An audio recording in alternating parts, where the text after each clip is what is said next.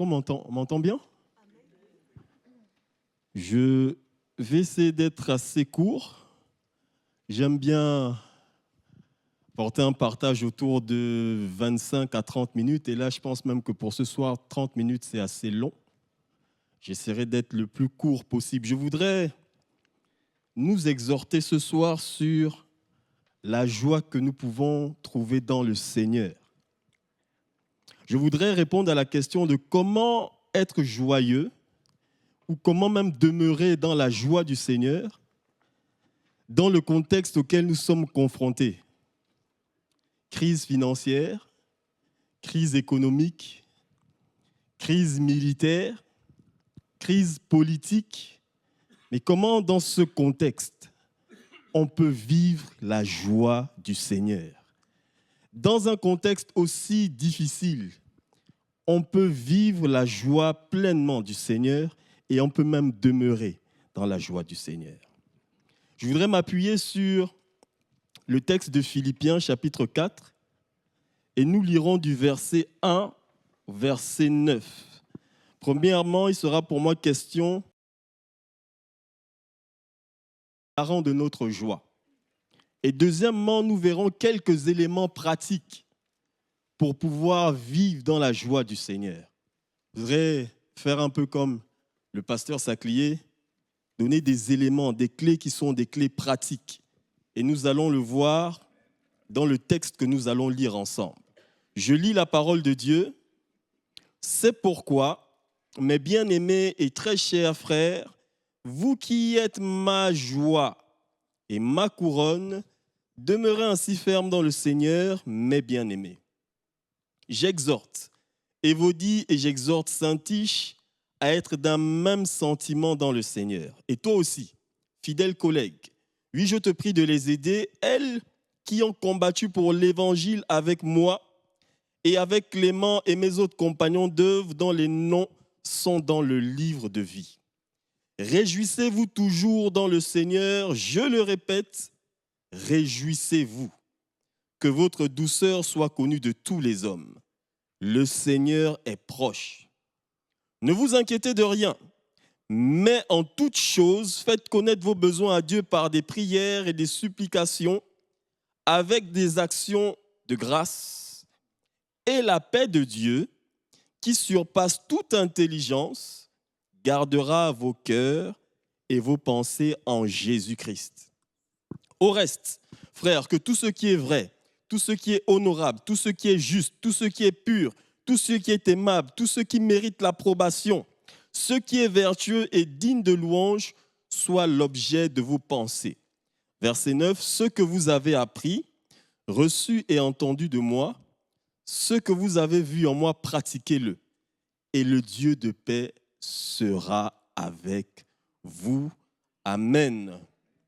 Je voudrais quand même poser un contexte. C'est vrai qu'il ne faut pas toujours rechercher les contextes, mais je crois que parfois le contexte peut donner de la force au texte. Vous savez, les érudits considèrent cette lettre comme, on va dire, la lettre la plus joyeuse de tous les écrits de l'apôtre Paul. Il exprime sa reconnaissance, son amour pour les membres de l'Église. Il recommande aux saints de toujours se réjouir dans le Seigneur. Et si vous lisez tout l'épître, j'ai pris tout l'après-midi pour lire tout l'épître, toute l'épître, on se rend bien compte que, effectivement, réjouissez-vous, la joie, la réjouissance revient à chaque fois dans cette épître.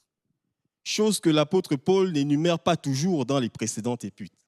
D'où le fait que les érudits considèrent que cette lettre est la lettre la plus joyeuse de Paul.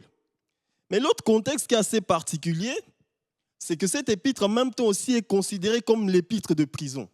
Et ce qui est spécial, c'est que Paul est quand même dans une position où il est enfermé en fait. Paul est en prison, Paul est dans les geôles, mais ce qu'il trouve de bon à faire, c'est de pouvoir écrire une lettre de joie. Quand on sait ce que la liberté signifie pour un être humain, même pour un animal, mais dans ce contexte difficile, alors qu'il est enfermé, alors qu'il n'y a aucune possibilité de sortie, Paul rédige une lettre de joie aux disciples de Philippe. Sûrement une façon de dire, regardez mon exemple, prenez exemple sur moi, quelle que soit la situation, j'ai appris à être joyeux. On voit que l'événement ou ce qu'il est en train de vivre, ce qu'il est en train de subir, ne va pas tout de même affecter sa joie. Même dans ce contexte qui semble assez complexe, Paul va puiser dans le Seigneur sa joie parce que Dieu est effectivement la source et le garant de notre joie. Et quand on lit la plupart des épîtres, on voit qu'il y a une expression qui revient régulièrement en Christ, dans le Seigneur, ça revient régulièrement. 2 Corinthiens 5, 17, si quelqu'un est en Christ, il est une nouvelle créature, toutes choses sont devenues, voici toutes choses sont devenues nouvelles, les choses anciennes. C'est bien ça, hein? Voici toutes choses sont devenues nouvelles. Romains 8, 1, il n'y a donc maintenant aucune condamnation pour ceux qui sont en Jésus-Christ. Et on peut lire pas mal de versets comme ça. Et au verset 4 de ce chapitre, il va dire quelque chose d'assez intriguant. Réjouissez-vous quelquefois dans le Seigneur. C'est ce qui est dit. Réjouissez-vous de temps en temps dans le Seigneur. Réjouissez-vous quelquefois dans le Seigneur. Réjouissez-vous lundi et pas mardi. Réjouissez-vous de lundi à jeudi, mais de vendredi à dimanche, non. C'est ce que le texte nous dit. Réjouissez-vous toujours dans le Seigneur. Mais il ne s'arrête pas là, il dit, je répète, réjouissez-vous toujours. Il insiste et il semble sûrement nous interpeller sur le fait que c'est une notion très importante. Mais moi, il y a quelque chose qui m'intrigue, c'est que j'ai toujours pensé qu'on se réjouit de quelque chose ou de quelqu'un. Mais Paul dit, réjouissez-vous dans le Seigneur. Une façon certainement de nous dire que Dieu est effectivement le garant, Dieu est effectivement la source de notre joie. Et c'est à nous d'aller vers lui pour puiser dans le Seigneur la joie pour affronter le quotidien. Les jours ne sont pas évidents. Ceux qui sont étudiants, ce n'est pas évident. Même sur le lieu de travail, les semaines sont complexes, les semaines sont compliquées.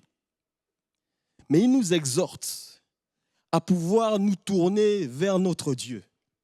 Parce que Dieu est le garant de notre joie. Une des choses qui différencie le Seigneur de l'homme, je ne sais pas s'il faut dire ça comme ça, c'est que l'être humain, quand il t'a donné, on va mettre un inconnu X, le problème c'est qu'après il est affecté à X moins 1. On va se calmer. J'ai vu des mathématiciens qui me regardaient contents. Le problème de l'homme, c'est que quand l'homme te donne, il n'a peut-être plus assez pour donner à une deuxième, à une troisième personne. Mais ce qui est bien avec notre Seigneur, c'est que tant bien même qu'il donne à une personne, le fait qu'il ait donné n'affecte pas ce qu'il est ou ce qu'il a.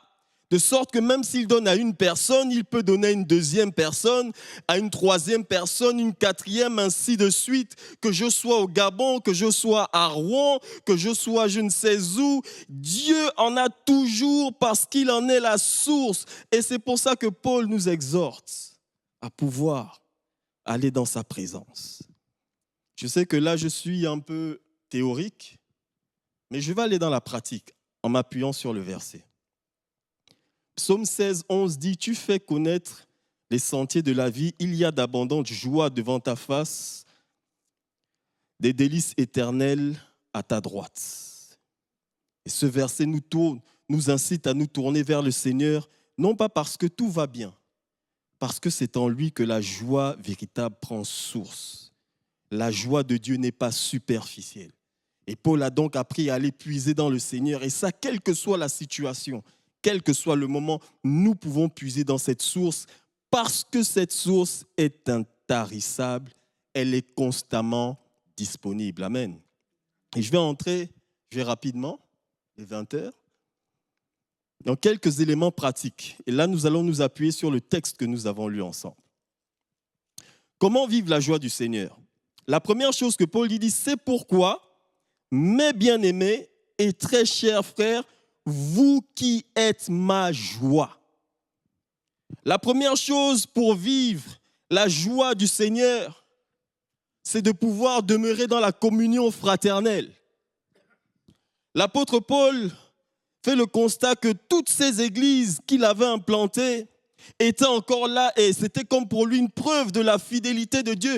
Et il se réjouissait, tant bien même il pouvait être enfermé. Le fait de savoir qu'il y avait toujours des frères qui se réunissaient quelque part, c'était une joie pour lui. Le fait de savoir que la communion fraternelle était toujours existante, était une joie pour lui.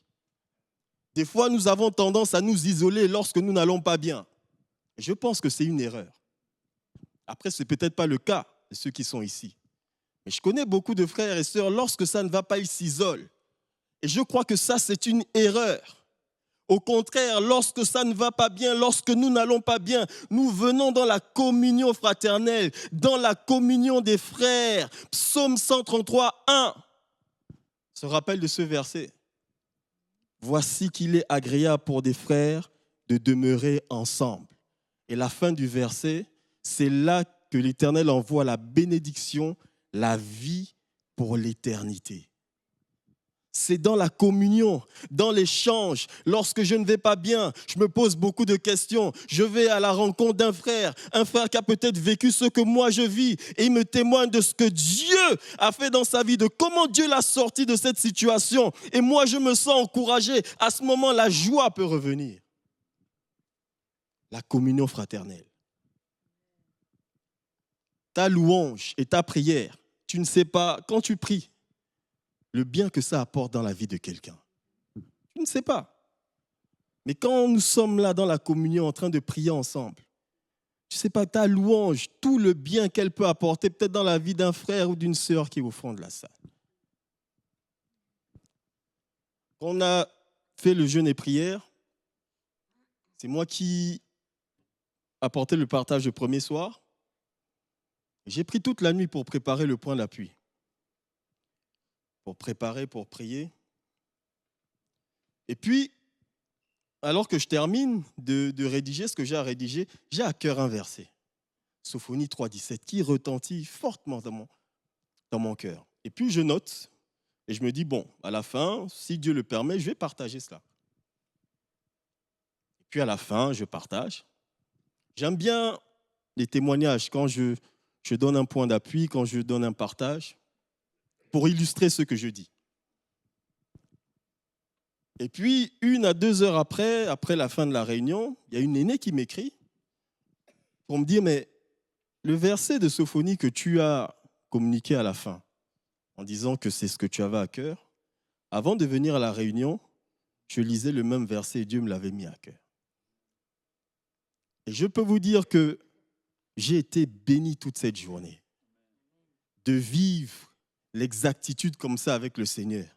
C'est-à-dire que vous n'êtes pas dans le même endroit, la personne habite à je ne sais combien de kilomètres, et puis vous avez la même orientation, le même verset avec précision. J'ai été béni de voir que Dieu est avec nous, de voir que Dieu nous conduit, de voir que Dieu est au centre de l'action.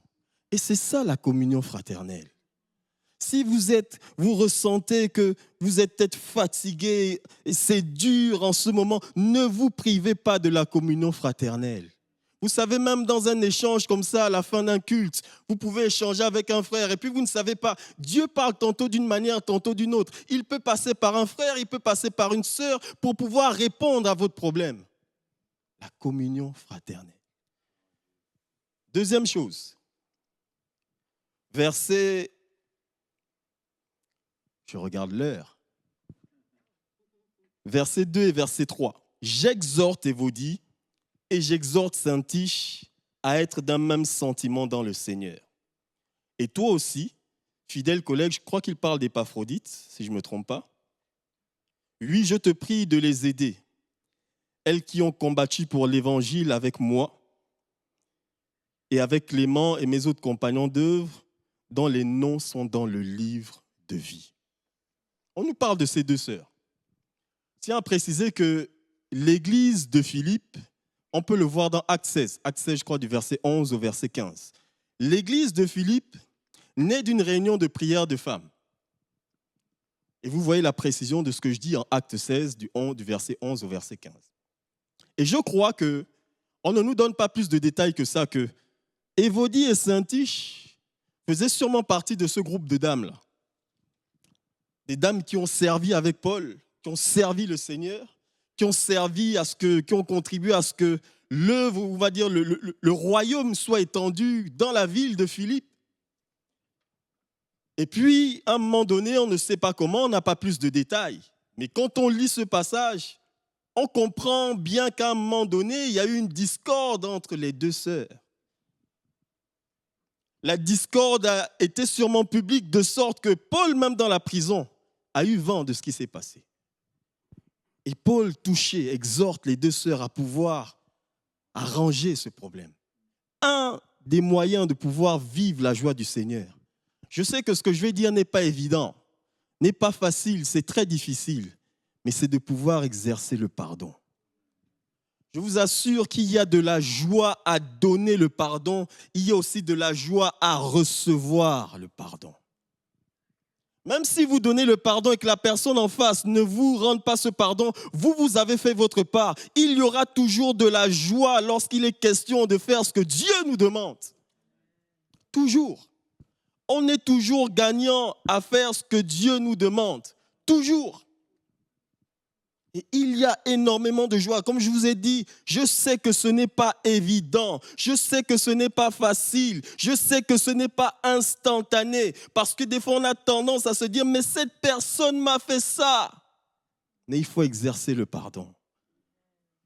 Ce n'est pas évident, ce n'est pas facile, c'est dur de pouvoir prendre sur soi lorsqu'on vous a blessé et de dire, je te pardonne.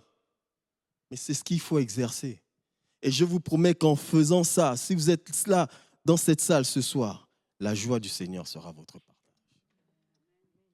Sera votre partage. Il dit, je vous exhorte, je les exhorte à revenir d'un même cœur. Oh, Évodie, Syntyche, je vous connais, je sais, nous avons travaillé ensemble à ce que l'évangile augmente. Mais qu'est-ce qui s'est passé? Mon frère Épaphrodite, s'il te plaît, allez-y les aider. Il envoie les leaders de l'église, allez-y aider ses sœurs, qu'elles ne restent pas dans cette situation. Et il va dire, je crois, Jésus en Matthieu 5, si je me rappelle, quand tu vas donner ton offrande, si tu sais que tu dois régler quelque chose avec ton frère, règle ce que tu as réglé avec ton frère. Vous savez, moi, en fait, si je sais que j'ai une situation que je n'ai pas réglée avec le frère, avec un frère ou une sœur, je pense que je ne vais jamais être en paix. Parce que dès que je vais juste fermer les yeux pour dire Seigneur, Saint-Esprit va dire règle, va d'abord régler. Dès que je vais même marcher, je vais avoir la pensée règle, va d'abord régler ton affaire avec ton frère. Un des éléments de pouvoir vivre la joie du Seigneur, de pouvoir exercer le pardon, de pouvoir donner son pardon. Et comme je vous ai dit, je sais que ce n'est pas évident. Parce qu'il y a des situations où on a vraiment été heurté. Parfois, on a peut-être même raison. Mais le pardon, vous devez l'exercer. Notre pasteur au Gabon, quand nous étions plus jeunes, je suis toujours jeune, vous expliquait, nous parlait d'une situation d'une sœur qui était venue à l'imposition des mains, qui était malade. Et au moment de prier pour la sœur, il entend clairement qu'il faut qu'elle demande pardon pour une situation dans la famille, et c'est ça qui fait qu'elle est malade. Il dit à la sœur, je ne peux pas prier pour toi, il faut que tu règles cette situation. Voici ce qui me vient dans l'esprit. Et c'était pile. La sœur allait demander pardon, et automatiquement, la maladie qu'elle avait, tout seul, a été libérée de sa maladie. Parce que des fois, on porte des choses parce qu'il y a de la rancune, il y a de la rancœur, c'est dur, ça prend le cœur et ça entraîne des choses. On a besoin de se libérer de ça. Jésus nous a montré lui-même l'exemple. Je continue, je vais un peu vite, veuillez me pardonner. Troisième élément qui nous permet de vivre la joie du Seigneur. Que votre douceur, verset 5, soit connue de tous les hommes. Le Seigneur est proche. Là, on a deux idées. Le fait que votre douceur soit connue de tous les hommes me fait penser au verset Colossiens 4, 6. Que vos paroles soient accompagnées de grâce, assaisonnées de sel, pour que vous sachiez comment répondre à chacun. Je crois qu'ici, il est sûrement question de bienveillance, de comment on se tient, de comment on se comporte vis-à-vis de nos frères, vis-à-vis de nos sœurs. Que votre douceur soit connue de tous les hommes. Après, je sais, oui, ce n'est pas évident. Des fois, on est des êtres humains, des fois, on est fatigué un peu. Mais le fait de pouvoir bien agir. Vous savez, quand vous avez fait quelque chose de bien vis-à-vis de quelqu'un et que la personne nous dise vraiment merci d'avoir fait ça, est-ce que vous ne serez pas en joie? L'apôtre Paul nous donne une série de clés pour pouvoir vivre la joie du Seigneur. Il y a plus de bonheur à recevoir qu'à donner. Amen. Il y a plus de bonheur à donner qu'à recevoir. Il y a plus de bonheur à donner qu'à recevoir. Que votre douceur soit connue de tous les hommes. Et après, il dit quelque chose. Oh, j'aime beaucoup cette partie. Il dit, le Seigneur est proche. Là, je vais un peu lire ce que j'ai écrit, même si je n'ai pas écrit grand-chose. C'est la joie que je peux puiser dans l'espérance d'être avec le Seigneur un jour dans l'éternité. Amen. Je crois qu'il devait y avoir plus d'amen que ça. Mais bon. Quand on tourne vers le Seigneur, ses regards, et qu'on se dise, un jour, Seigneur, je serai avec toi. Cette espérance nous maintient dans la joie. Il est monté, il allait nous préparer une place. Et il revient chercher son église. Notre espérance aussi réside dans ce principe. Et même si la vie est ce qu'elle est, mais il viendra nous chercher et notre joie repose dans ça. Il est dit en Apocalypse 21, verset 4, « Il essuiera toute larme de leurs yeux, il n'y aura ni deuil, ni cri, ni douleur. » Cette espérance, elle est réelle. Quand il viendra nous chercher, il viendra chercher l'Église. Tout ce qui est en rapport avec la terre, les deuils et tout ce qui s'essuie, les maladies. J'ai dit tout ce qui s'essuie. Je pense que ce n'est pas français. Il viendra nous chercher et il essuiera toutes nos larmes. Toutes nos larmes. Toutes nos larmes. Nous pouvons demeurer dans cette espérance. Parce que nous sommes dans cette espérance, nous nous tenons dans la sanctification, dans tout ce que Dieu nous demande. Parce qu'il y a cette espérance que nous le verrons et nous régnerons avec lui.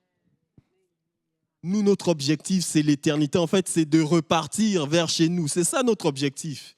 Nous sommes des fils du royaume. Notre vrai royaume, c'est là-bas notre patrie. Ce n'est pas ici sur terre. C'est un passage, on prépare. Et c'est ça notre objectif, de repartir là-bas. Et c'est ça notre joie. Même si je sais qu'en ce moment, des fois, sur terre, on est en proie à pas mal de choses, mais notre joie est dans le fait que Jésus vient nous chercher. Jésus vient chercher son Église et nous allons régner avec lui. Je continue. Okay. Verset 6, qui est encore un autre principe, et là je vais essayer d'aller un peu plus vite. Ne vous inquiétez de rien, mais en toute chose, faites connaître vos besoins à Dieu par des prières et des supplications avec des actions de grâce. Verset 7, et la paix de Dieu, qui surpasse toute intelligence, gardera vos cœurs et vos pensées en Jésus-Christ. Un autre moyen de pouvoir vivre la joie du Seigneur, la prière. La prière n'est pas qu'un lieu de combat. La prière n'est pas qu'un lieu de lutte, d'échange, mais c'est aussi un lieu de repos, où on va dans la présence du Seigneur, on se décharge. Tout ce qui nous pèse, on décharge tout cela sur lui et on sollicite le repos dans sa présence. Et il n'y a pas que cela, il est question aussi de l'action de grâce, la louange. Toutes ces choses combinées nous permettent de vivre véritablement la joie de notre Seigneur. Lorsque vous avez une situation qui vous embête, qui vient troubler votre paix, et que vous allez dans sa présence. Seigneur, tel que je suis, voici, je t'apporte cette situation. Je n'ai pas le contrôle, mais toi, je sais que rien ne t'est impossible. Et tu restes dans ta foi, dans cette espérance-là. Et là, la joie du Seigneur t'accompagne. C'est un lieu de repos. Et à la prière, on associe l'action de grâce. Et au verset 7, « Et la paix de Dieu qui surpasse toute intelligence ». Vous savez, la paix, on va dire dans le... Comment dire ça? Dans la pensée juive, ce que j'avais noté, cela fait référence à pas mal de choses. Ce n'est pas juste la paix du cœur, mais quand il est question de paix, dans la pensée juive, ça englobe tout un tas de choses. La bénédiction, la joie, la vie. Et quand il dit « Et la paix de Dieu qui surpasse toute intelligence gardera vos cœurs et vos pensées en Jésus-Christ », on peut même dire la joie du Seigneur. Voici quelques clés pour pouvoir vivre la joie du Seigneur. Et je termine rapidement avec le verset 8. « Au reste, frères, que tout ce qui est vrai, tout ce qui est honorable, tout ce qui est juste, tout ce qui est pur, tout ce qui est aimable, tout ce qui mérite l'approbation, ce qui est vertueux, digne de louange, soit l'objet de vos pensées. » Un moyen de vivre aussi la joie du Seigneur, c'est que nos pensées soient en Jésus-Christ. En fait, quand je lis ce verset, tous les qualificatifs ici font référence à Jésus, en fait. Tout ce qu'il dit là fait référence à Christ. Et Luther a dit quelque chose, j'ai noté ça. « Je ne peux empêcher aux corbeaux de tourner autour de ma tête, mais je peux les empêcher d'y nicher, de faire leur nid. » Les mauvaises pensées seront toujours là. On est en perpétuel combat avec nos pensées. Mais qu'est-ce qu'il faut faire? Nous nous mettons dans la parole, dans le texte, pour que nos pensées soient captives sur ce qui est dit et que nos pensées ne soient pas dans ce que la réalité semble nous présenter. Nos pensées sont tournées en Jésus-Christ. Voici un moyen de pouvoir vivre la joie du Seigneur. Lorsque je suis assailli de pensées, je peux me mettre dans une atmosphère, je vais prendre la parole, je vais commencer à la méditer et à la confesser.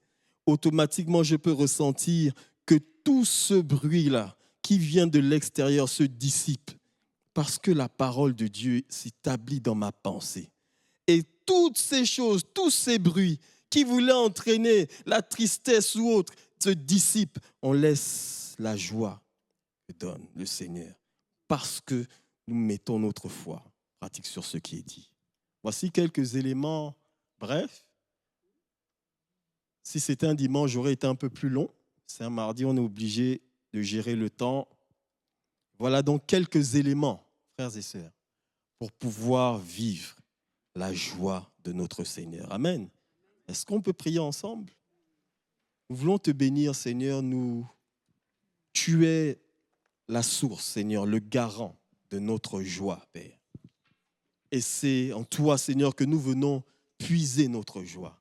Nous savons qu'elle ne dépend pas des circonstances, mais elle dépend de toi seul, Seigneur. Donne-nous effectivement d'aller au-delà des circonstances, Seigneur.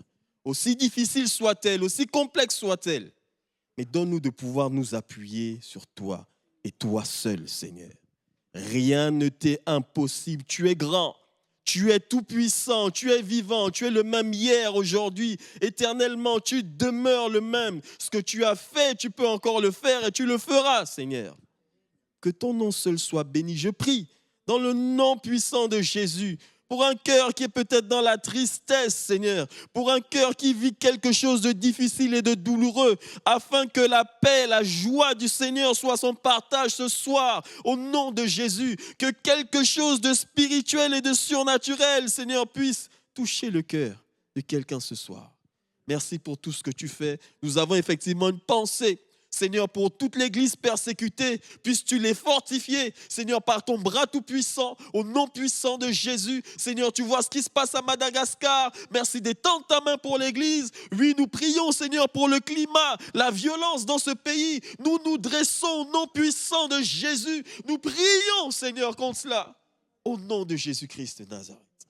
À ton nom seul soit toute la gloire. Au nom de Jésus-Christ, amen.